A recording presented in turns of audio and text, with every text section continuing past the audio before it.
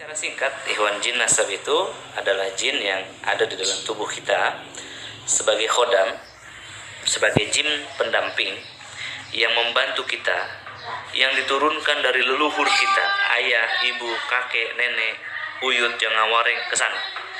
Secara otomatis atau secara akad, baik akad sepihak dari orang tua ke anak ataupun memang akad langsung ayah dan anak. Itu jin nasab namanya. Ya, secara dalilnya memang iblis telah bersumpah untuk mengganggu Nabi Adam dan seluruh keturunannya. Ya, kita keturunannya Nabi Adam. Ya, jadi secara pasti manusia yang beriman itu pasti diganggu setan dari leluhurnya yang telah menjadikan ayah, ibu, kakek, nenek atau leluhur mereka sebagai budak. Maka ketika ayah ibu ini jadi budak setan, ya maka anak keturunannya ini secara otomatis setan menganggapnya budak. Begitu.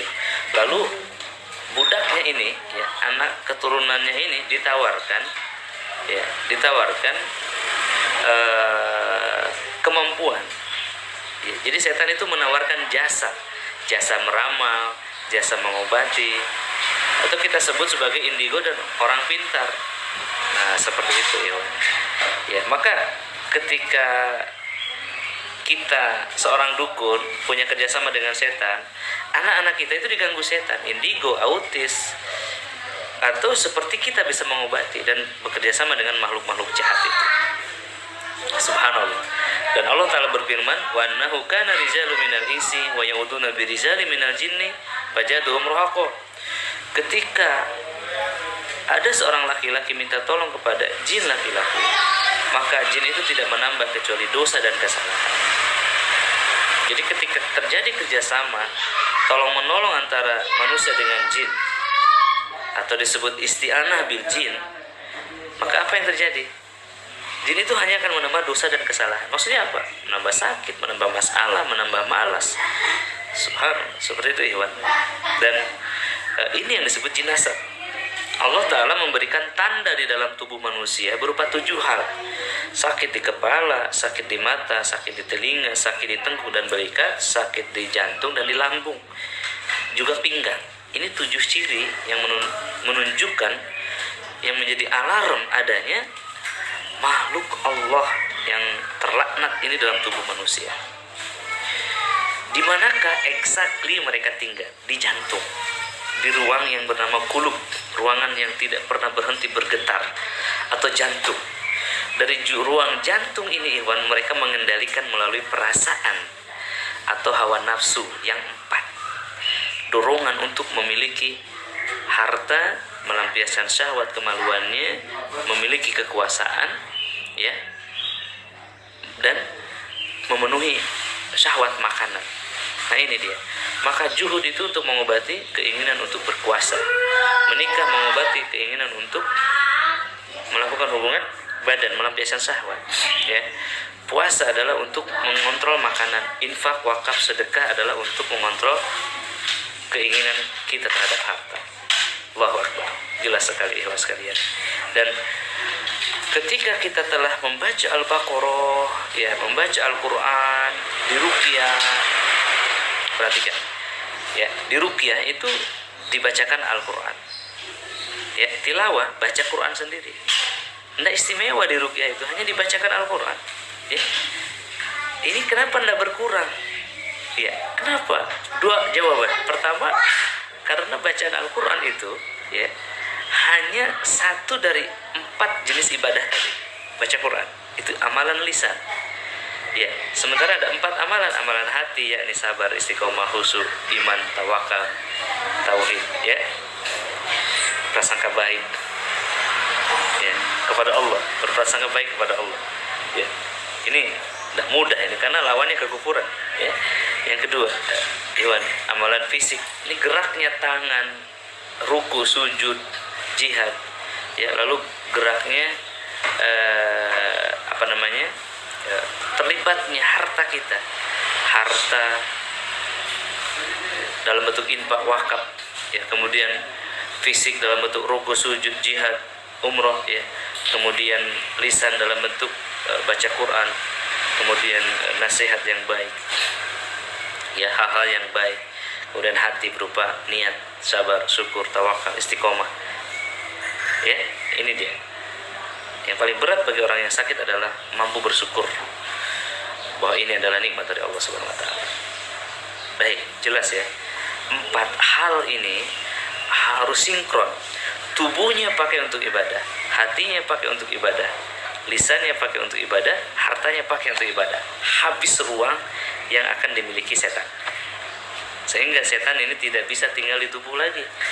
Tidak ada frekuensi yang sama dengan setan. Maksudnya frekuensi apa? Setan ini makhluk yang kotor, ya, subhanallah. Setan ini adalah makhluk yang ya, penghuni kegelapan. Maka kalau kita jauh dari Allah, jauh dari cahaya, pasti gelap bersama setan. Kalau kita kotor, tidak suci, lisan kita kotor, hati kita kotor, kemaluan kita kotor, perut kita kotor, harta kita kotor, tubuh kita kotor, maka bersama setan yang kotor. Memang itu konsekuensinya. Ya, artinya bersuci atau melakukan tazkiyah, penyucian diri kita itu.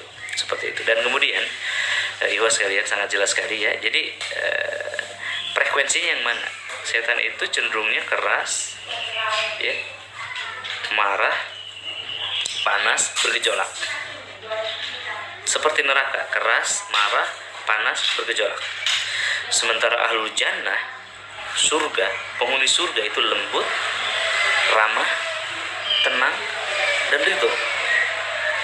Kalau kita memiliki sifat pemarah, keras, ya, bergejolak, dan kasar, itu satu frekuensi dengan neraka, satu frekuensi dengan setan. Maka ganti frekuensinya 180 derajat, turning on, ya, putar menjadi lembut, menjadi tenang, menjadi ramah, menjadi ridho. Raditu billahi robba wa bil islami dina wa bi Muhammadin sallallahu alaihi wasallam nabi wa rasulah. Baca setiap pagi, zikir pagi petang, tilawah Al-Quran, ayat kursi sehabis sholat, baca Al-Baqarah, ya, puasa tadi untuk mengobati syahwat perutnya, menikah untuk syahwat kemaluannya, berinfak, paksakan berinfak itu, jangan 2.000 rupiah, hewan, ya, 200.000, 2 juta, 20 juta, lakukan itu, paksakan. Kita beli handphone bisa 20 juta, kenapa infak tidak bisa? Ya, kita mampu beli mobil ratusan juta, kenapa infak tidak bisa, wakaf tidak bisa? Kita punya rumah banyak, kenapa tidak mau menyisihkan satu untuk tahfiz Quran misalkan?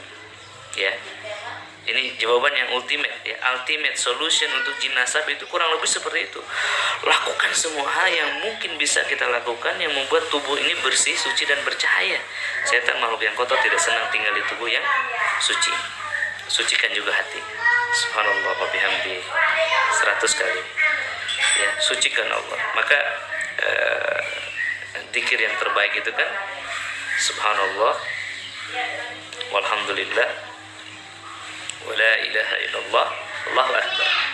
Subhanallah itu mensucikan Allah, maha suci engkau ya Allah, seluruh kehendakmu adalah baik. Hamdalah, alhamdulillah, hadza min fadli rabbi, alhamdulillahilladzi bi ni'matihi tatimmu salihah. Nikmat-nikmat ini dari Allah, ini adalah kebaikan dari Allah. Hamba memuji dan bersyukur kepadamu ya Allah, ya. La ilaha illallah, tidak ada ilah melainkan engkau yang wajib disembah, yang wajib diibadahi. Tidak ada ilah lain, hamba berdoa hanya kepada engkau. Allahu akbar, ini mengagungkan Allah. Allahu akbar, Allah maha besar, tidak ada yang lebih besar daripada Allah. Masalah ini memang besar, tapi engkau maha besar ya Allah. Ya Allah, tolong hamba, wahai Zat yang maha besar, kalahkan musuh-musuhmu ini ya Rabb. Ini adalah hambamu, menangkanlah hambamu dari musuhmu ya Allah. Nah, jadi tidak hanya berzikir subhanallah walhamdulillah wala ilaha illallah Allahu akbar 100 kali. Meskipun kata Nabi kalau berzikir 100 kali ini pahalanya 1 juta kebaikan. Tidak cukup itu. Mungkin masalah kita, dosa kita berjuta-juta. Ya, maka backup dengan istighfar, backup dengan berbaik kepada orang tua, backup dengan seluruh hal yang mungkin bisa kita lakukan. Makan kurma ajwa aliyah, dengan madu sidr. Ini ramuan terdahsyat, madu rehat. Kita bacain Al-Baqarah airnya, kalau perlu air Zam-Zam. Ya, Masya Allah, lakukan berulang-ulang. Tidak sampai 40 hari. Ya Iwan, dalam 40 hari itu jangan buat dosa, jangan bertengkar dengan istri, keluarga, ya, dengan anak. Coba lihat hasilnya. Ya, sakinah akan turun di ruang hatinya.